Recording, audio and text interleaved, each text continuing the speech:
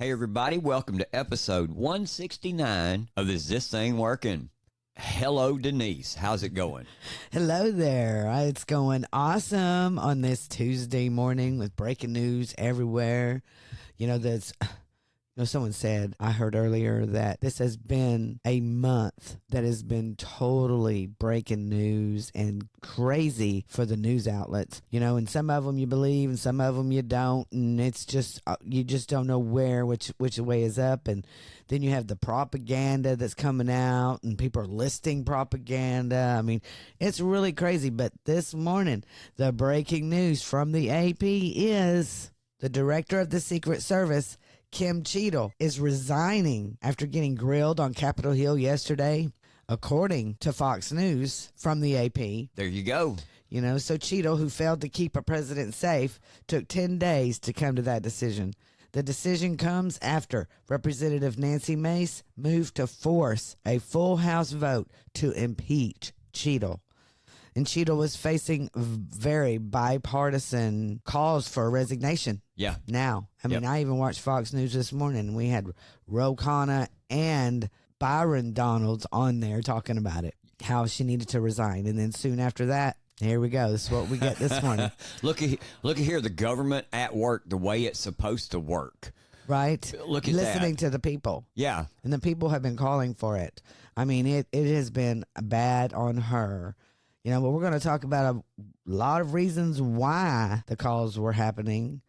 But before we start this show, we want to state these are our opinions and our assertions. And if you agree with us, tell your friends and share the show. And if you don't agree with us, tell your friends and share the show. And also stomp that like button. And please follow or subscribe wherever you see the name Is This Thing Working? In our podcast, man, it's available for download on all the platforms like Apple, Spotify, YouTube, and wherever you listen to your podcast. Also, download that Rumble app so you can follow the show and you will receive instant notifications when we go live Monday through Friday at 2 p.m. Central Standard Time. We would like to welcome our new sponsor to Is This Thing Working? So help us welcome Cornbread Hemp. Their mission is to draw on Kentucky's 250-year legacy of growing hemp, as well as the state's unique climate and soil, to manufacture the highest quality cannabis products available in America. They proudly offer full-spectrum, USDA organic CBD products with up to 2 milligrams of THC per serving. Their plants are grown in what's known as the Bluegrass Basin, which produces the highest quality hemp alongside the best bourbon and fastest racehorses. Cornbread Hemp is one of the very few, if not only, CBD brands in America who exclusively use the hemp flower to create their CBD extract, called Flower Only CBD, and they want the world to know. Please check out Cornbread Hemp by going to cornbreadhemp.com right now for a 30% off your initial purchase of any products on the website. Again, go to cornbreadhemp.com and use promo code ITTW for this special offer. Remember, you get 30% off, promo code ITTW. Thank you so much for supporting our sponsors. And I just have to say this one thing before we get into Bannon. Breaking news, Jimmy Carter, former President Jimmy Carter just passed away. So I just want to say, rest in peace, and we're praying for his family right now. He was, 99 years old, He was old, man. He was old. So, I think he was the oldest living former president ever. So, we wish his family well. Yeah, and prayers for them. Yeah.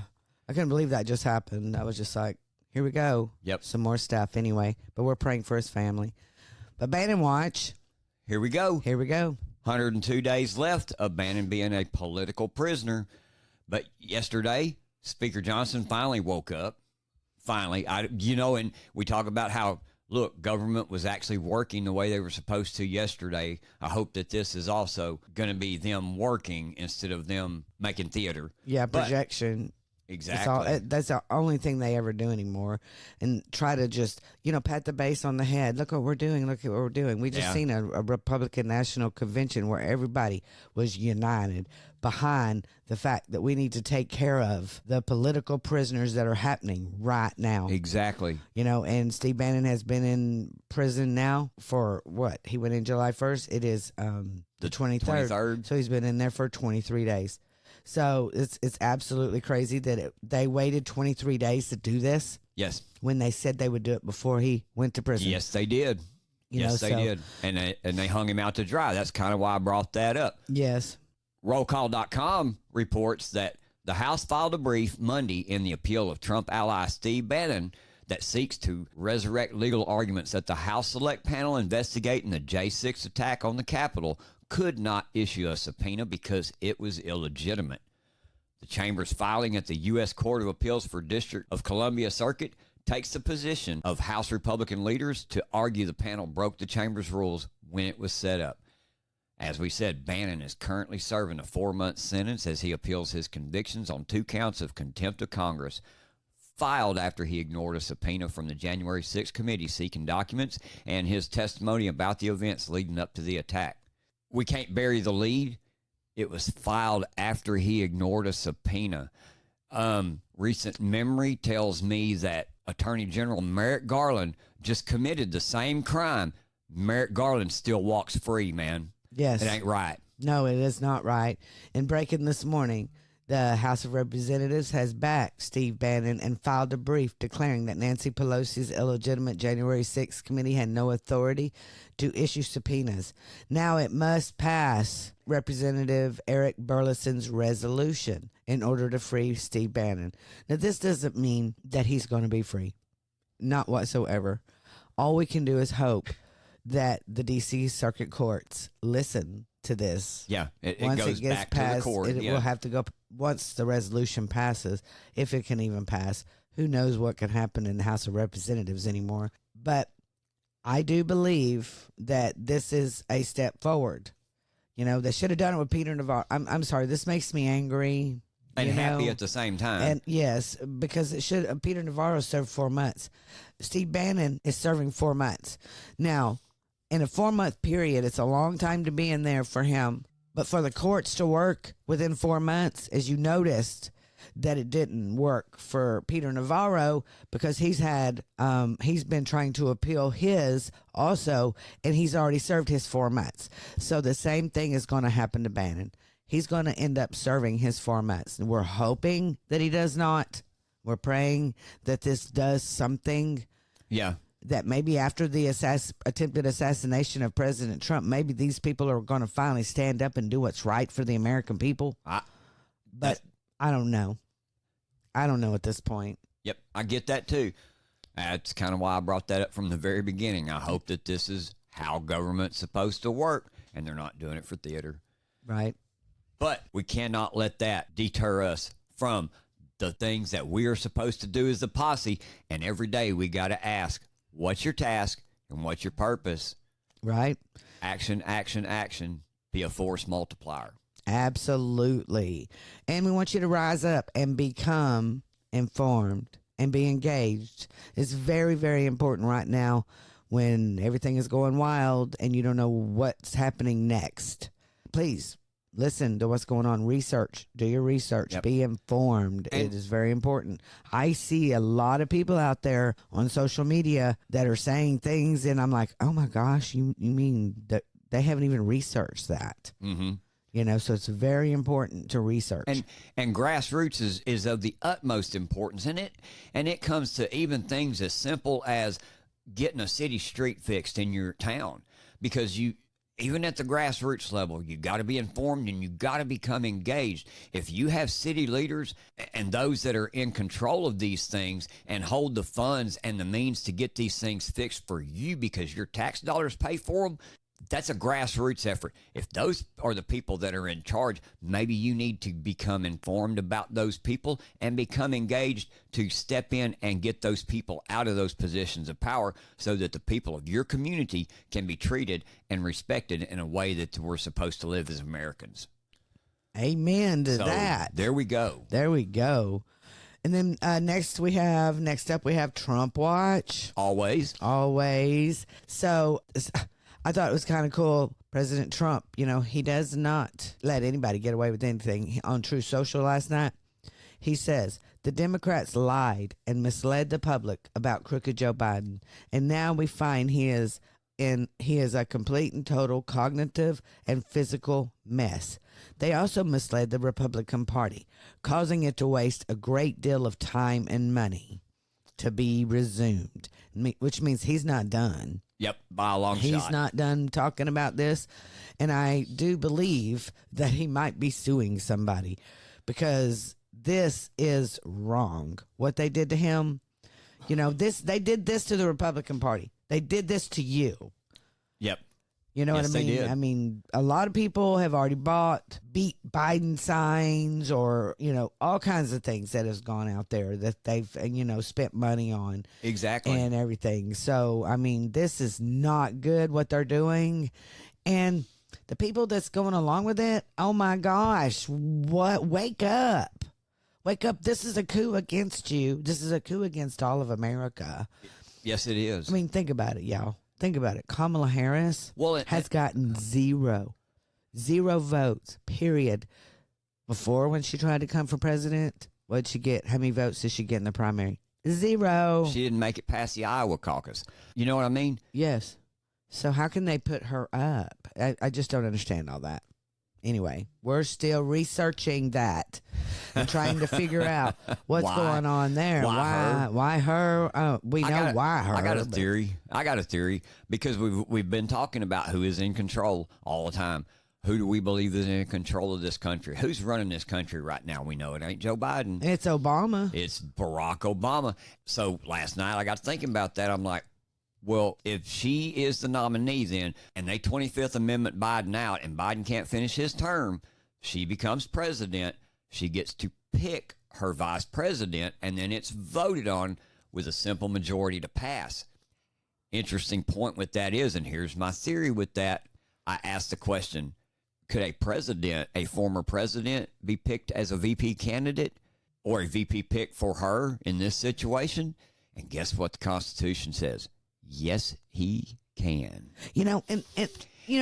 I do remember you posting that, and I thought about it overnight, and I was thinking, I think Obama himself likes just telling them what to do. I really don't think that he would be a vice president ever because he's been president. Why would he want to do that? And why would he want to get out of his basement in Washington, D.C. when he just makes phone calls and just tells everybody what to do? But if you're a Democrat, what other obvious choice could you have right now to be a VP for this idiot, for Kamala? I mean, she really. has 6 picks that already. I've seen those, already, Gretchen Whitmer has come out and said she's not interested. Yeah. So we'll see about that. Well, they really wanted a woman ticket. They've got too much criminal they think baggage, that women man. are going to go for that. I'm sorry, but I'm going to leave my opinions right there on the women thing. I mean, just because you're a woman doesn't make you better. Doesn't make you the best choice. And the Republican Party is smart to stay away from the identity politics because Kamala owns the last 4 years the way that Joe owns the last 4 years. Exactly. Because she was right there beside him, often bragged about how she's sitting right there beside him, helping making all these decisions. She owns these 4 years. And the lies. But damn, yeah, she brings a bunch of baggage into this also. And really any Democrat VP pick that they showed, especially somebody like Gretchen Whitmer, look at the baggage that she would bring into this. Yes, it might be one of the reasons why she says no. Yeah. No, because they'll look really hard into that Fedsurrection thing that she did. A lot harder than you want her to. Yes, and she wants people you to. are looking. They're looking right now. But President Trump was on Jesse Waters last night, and we wanted to play a little part of it. So listen to him on Jesse Waters. The shooting had stopped, so I assumed they probably got him. They did get him. I believe they got him with one shot from an unbelievable shot. Now, if he would have done it earlier, maybe doing it early is hard because it's hard to shoot somebody when you're not 100% sure. But they got him, and had they not gotten him, it could have been a lot worse situation. But two great men were very badly hurt. I've gotten to know them, and one, Corey, was, as you know, killed.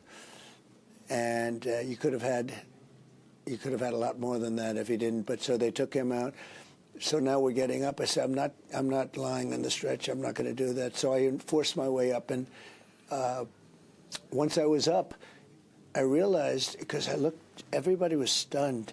You know, we had thousands and thousands of people. A good group in the back, but they were great. You know, it was just like a backdrop. And nobody stampeded. Nobody ran. You know, usually when they hear a shot, if you go to any, we have people that do this for a living, it's called crowds.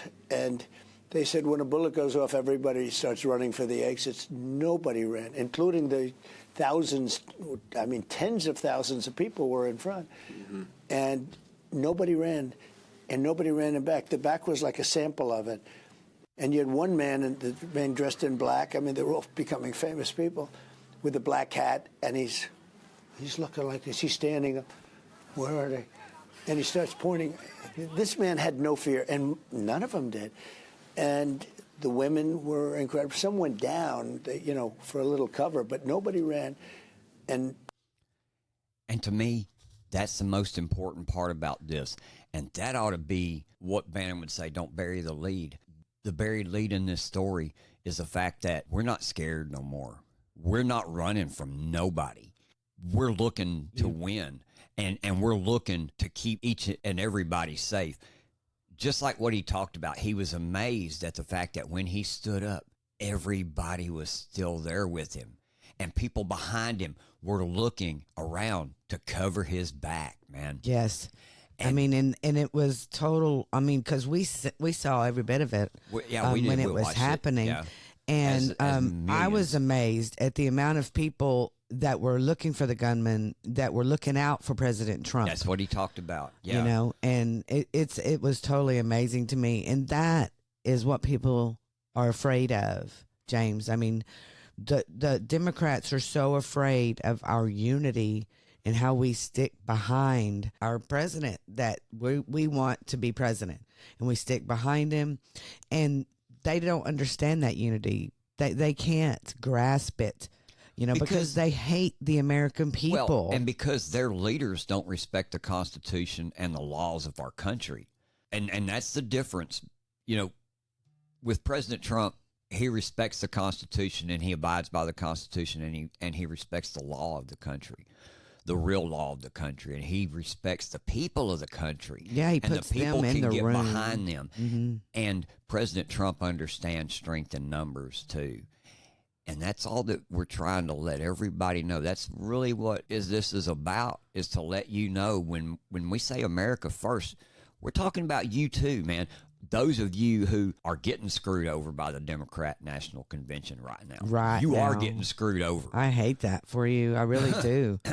You know, and me and James were even talking about Biden earlier, and, you know, we don't wish any harm on him or anything, but we think that he should come out and really fight like hell, man. heck, because Yes. they did a coup on him. They forced him out. That's you know, exactly just right. like they forced President Trump out, and you just let them. You just let them. I see people all over social media. I'm behind Kamala Harris, who has done nothing and gotten 0 votes. You don't know anything about her. The complete turnaround. That's my point with that. Is the complete turnaround is that you were fine and loud and you cheered for it when it went against President Trump, but the moment that your own party steals 14 million votes of yours, your own party takes your candidate and tells him hit the bricks. You know, the silence from Democrat voters is amazing. I know. And I really wish that they would listen to the rallies of President Trump and candidate Vance, because they tell the truth and they're telling you what's going on.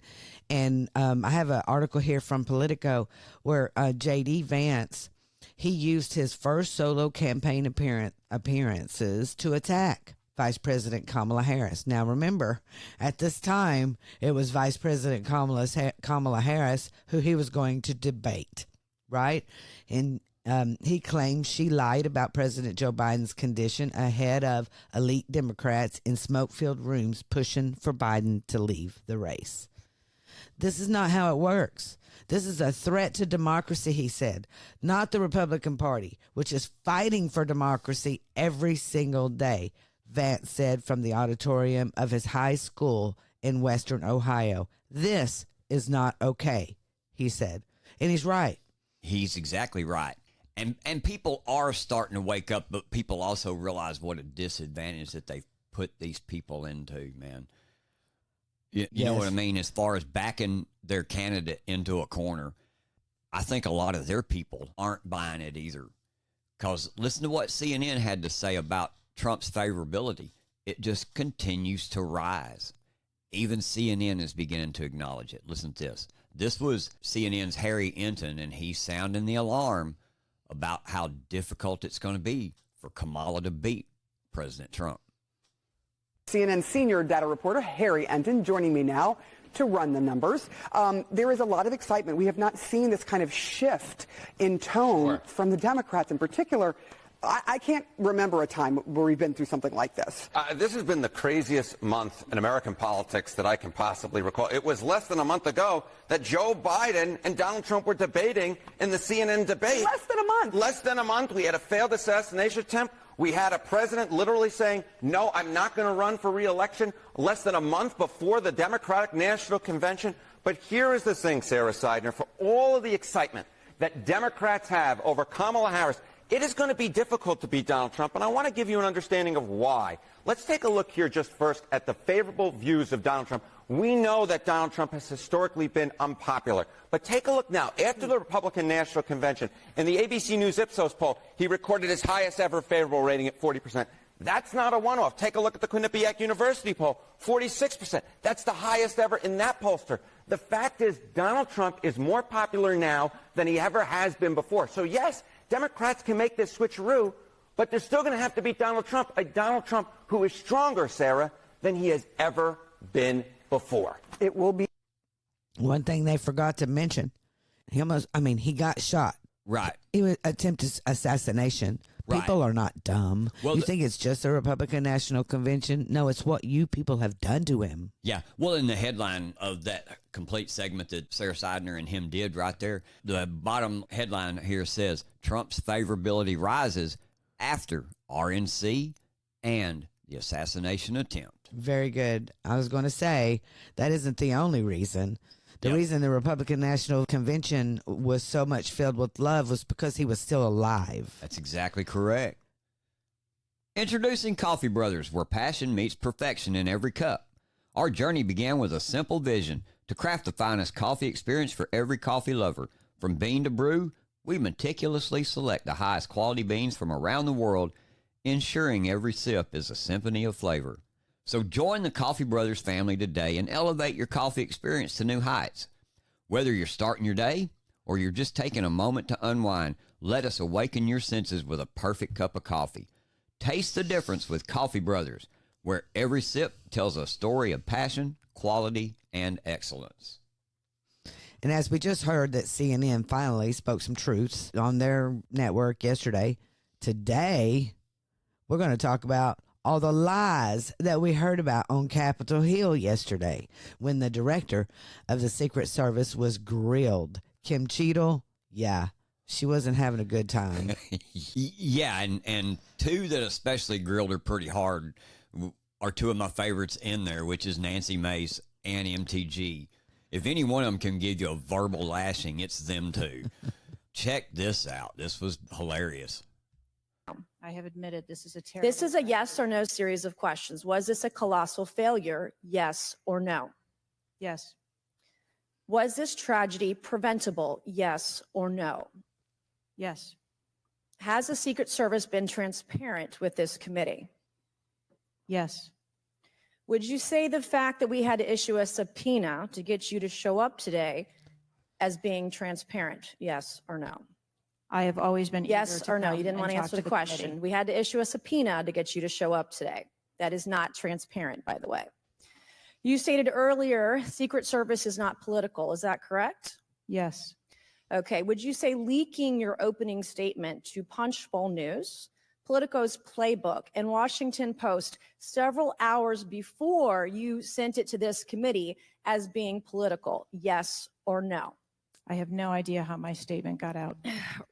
Well, that's bullshit. So, Mr. Chairman, I would like to ask unanimous consent to enter into the record articles by Punchbowl News, Political Playbook, Washington Post, all done at 5:24 a.m., 6:12 a.m., 6:34 a.m., a solid 3 to 4 hours before this committee got your statement. Without objection, so ordered. Okay. Wow. Yeah, and she continued on for another 2 or 3 minutes. One other person that I forgot to mention was Nancy Mace, MTG, but also Ro Khanna. I know And he really surprised everybody with his wanting her to resign immediately. This is why they're calling this bipartisan. And it is bipartisan because, you know, Secret Service protects them as well. And their lives could be in danger. And anybody's life could be in danger. I mean, this was absolutely a failure of this government, period. But listen to Ro Khanna and what he had to say. You know, do you know what Stuart Knight did when he was in charge at the time of the Secret Service? Do you know what he did afterwards? He remained on duty. He resigned. He resigned. And Stuart Knight was not a Democratic appointee or a Republican appointee. Look, I'm not questioning your judgment. I just don't think this is partisan. If you have an assassination attempt on a president, a former president, or a candidate, you need to resign. That's what Stuart Knight did. He was a Republican appointee, and he took responsibility. And I think you need to reflect. This is not a question of you. It's a question of the American people. You cannot go leading a Secret Service agency when there is an assassination attempt on a presidential candidate. I would say that about anyone who is running. And so I guess my question to you is, what's the difference between your position and what Stuart Knight did? What I will tell you, sir, is that I am dedicated to finding the answers to what happened. And like every Secret Service agent, we don't shirk from our responsibilities. I will remain on and be responsible to the agency, to this committee, to the former president, and to the American public. But is there a reason you wouldn't just do what Stuart Knight did after the Reagan assassination attempt? I believe that I provided an answer. Wow. Yeah. Yeah, arrogant. Yeah. That's all I knew about that. I will continue to remain on. But apparently, the longer the hearing went on and the more that come out about how inept and incompetent you are. Yes, because the Secret Service director here claims also during the hearing that there was no recordings of radio traffic from Trump assassination attempt. And I'm getting this from the Federalist, from Tristan Justin. And he says that she told lawmakers her agency had no radio recordings from the day of the attempted assassination of former President Donald Trump in Butler, Pennsylvania earlier this month. On Monday, she was asked about the security agency's records-keeping practices by Representative Russell Fry. Listen to the questions that he asked her and her answers. Does the Secret Service routinely record communications between and amongst detail? Radio communications? Any communication? She acted dumb. Email communications are captured, as well as text messages. And then, depending on the detail, radio communications are recorded. Does the Secret Service have recorded communications from the July 13th event? We do not have radio communications from that day. Unbelievable. Yeah. Oh, but you do on some instances. Yes. What, when it's to catch Republicans doing something?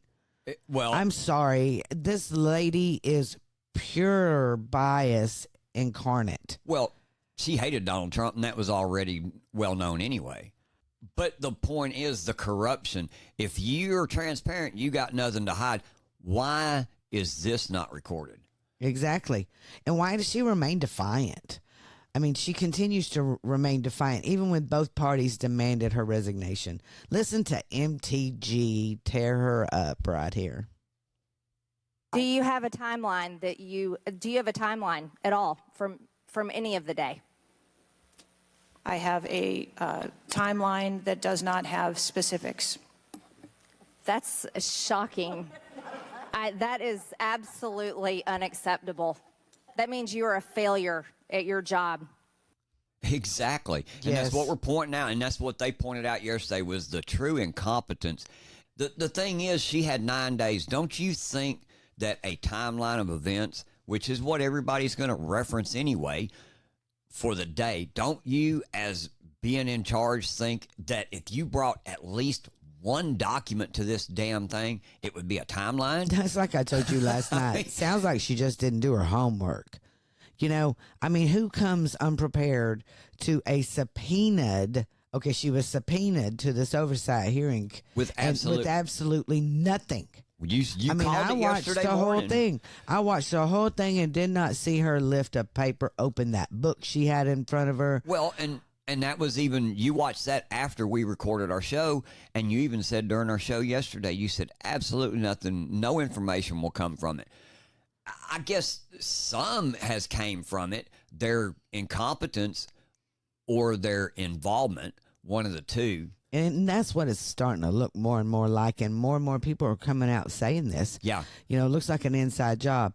But what I do want to point out is we talked about Senator Ron Johnson yesterday and Senator Josh Hawley and how they have taken it upon themselves to go and look at what happened. And I have a timeline here that she could have just picked up out of Senator Ron Johnson's little brief that he gave to everybody and put out in the media right here on that day. Now, it goes back all the way to, it starts a couple days before, yeah. Yeah, it starts a few days before, like on July 5th, 8 days before the Trump rally, it starts. But we're going to start you with July 13th on the day of Trump rally.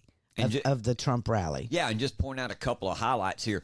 9 a.m., the Butler ESU holds a briefing for the local SWAT and sniper units from Butler County, Beaver County, and Washington County, providing security for the event. At the briefing, Butler ESU provides a 46-page slide deck which outlines areas of responsibility for each local unit and staging locations, including sniper locations for each local unit and the Secret Service.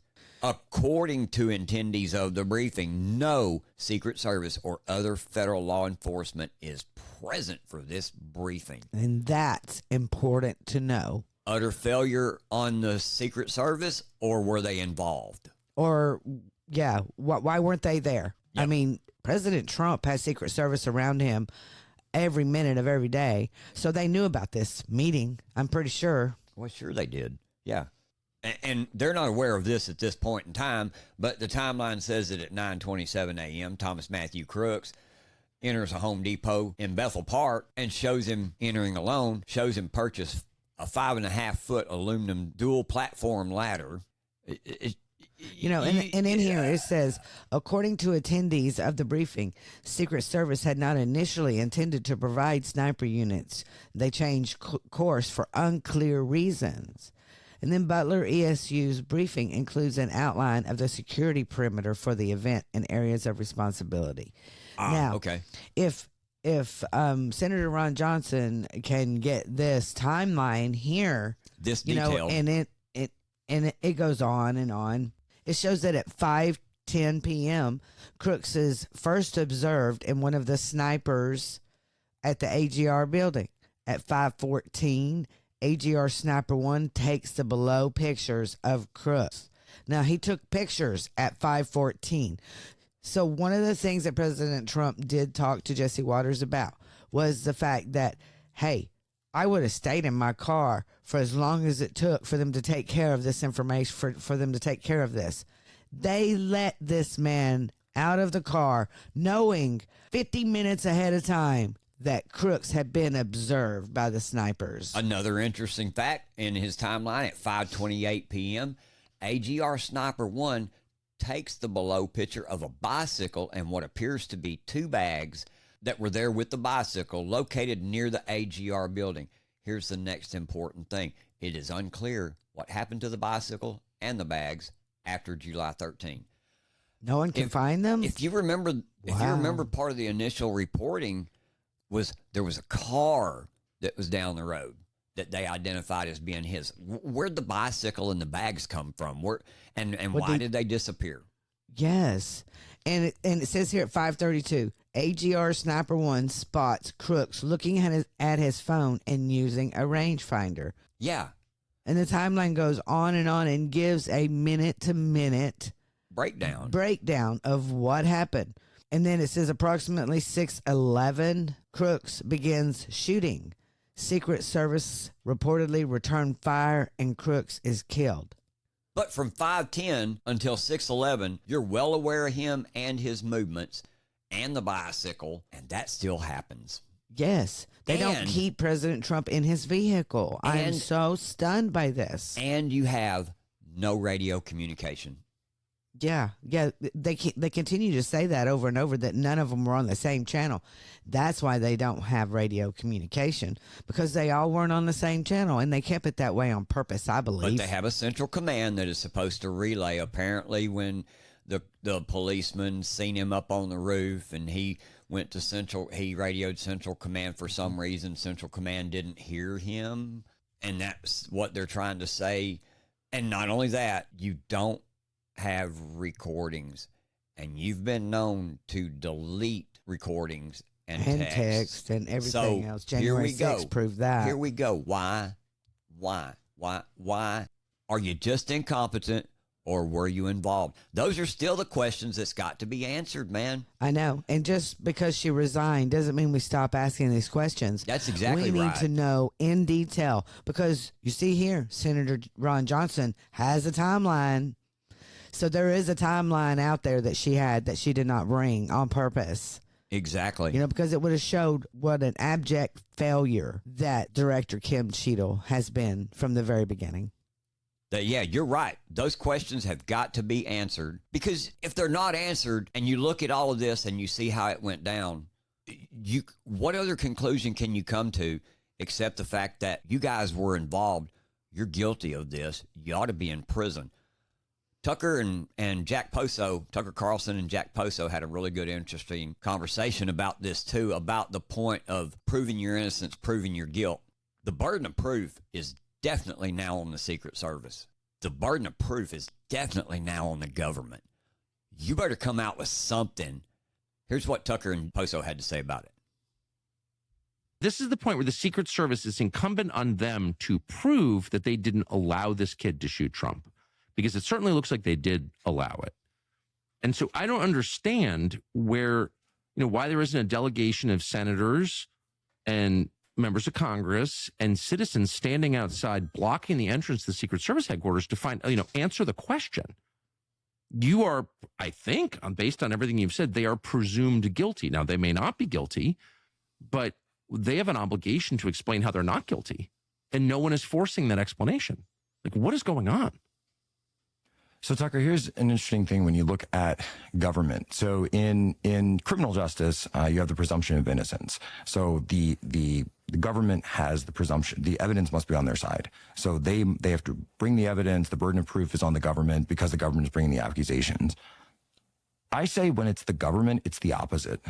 I would say the burden of innocence is on the citizens, and the burden of guilt is on the government. It's certainly with this fact set, common sense suggests like this is screw up after screw up after screw up, which put together suggest an intentional series of screw ups, which would have allowed Trump to be murdered, and whatever else would happen after that. So like the fact that they haven't explained themselves and haven't been forced to explain them, and I mean forced to explain themselves, tells you that things are totally out of control. So as we record, they can do anything and nobody can do anything about it. And there you go. I agree with Tucker completely. Not only should they be asked to prove that they weren't involved in it, they need to demand that they prove that they weren't involved in it. And where are the people standing up? That's the greatest question ever. Where are we've told you two senators that have.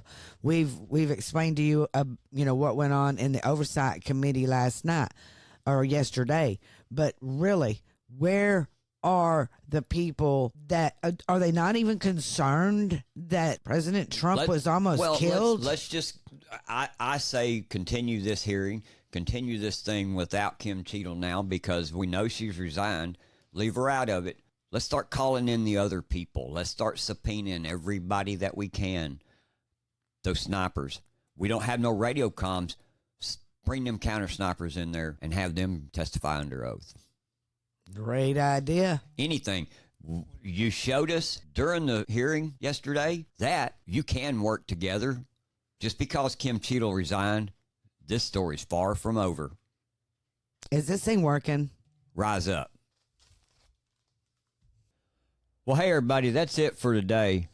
Thanks for listening, and I hope you've enjoyed the show. Hope you've learned some things about what's going on around us in the nation and in your communities. You know, we couldn't do this without your continued support either. We appreciate all of you showing up, taking the time to listen to us today. So please, like I say, make sure to hit the like button, share our show with all your friends. We'll see you next time on Is This Thing Working? And as always, I'm James, and that's my lovely co-host over there, Denise. And we'll see you next time. We're out.